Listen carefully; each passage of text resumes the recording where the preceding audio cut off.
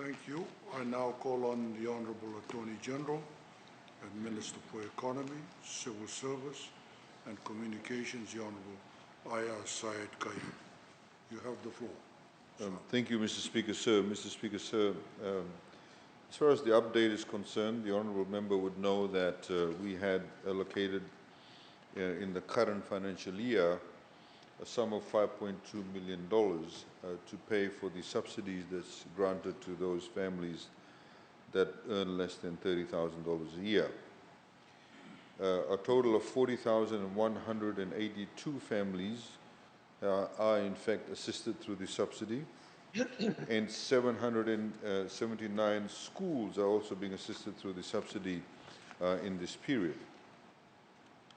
However, Mr. Speaker, sir, as we have seen now, that this number has increased, and of course it has also meant that the subsidy will increase too, to $6.7 million.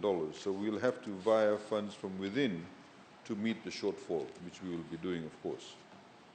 Mr. Speaker, sir, just to put into context, when we started this scheme in 2017-2018, an allocation of $2.2 million was made. 2018-2019, $4.4 million. 2019-2020, $5.2 million. And now, of course, this year we'll be paying approximately $6.7 million. So a lot more families, in fact, are coming forward to register under the subsidy scheme.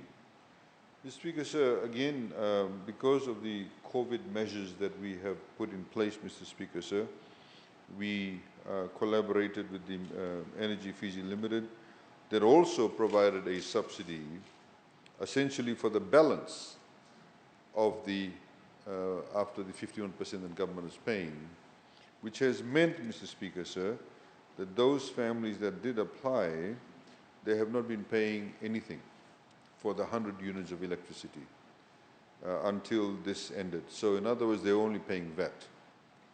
Mr. Speaker, sir, essentially this has meant that the total discounted, EFL discounted total sum of $6.7 million. Of this total sum, $4.92 million has been discounted for the period April to December 2020, and $1.84 million for January to March, which is when the EFL subsidy of the other half actually ended. Thank you.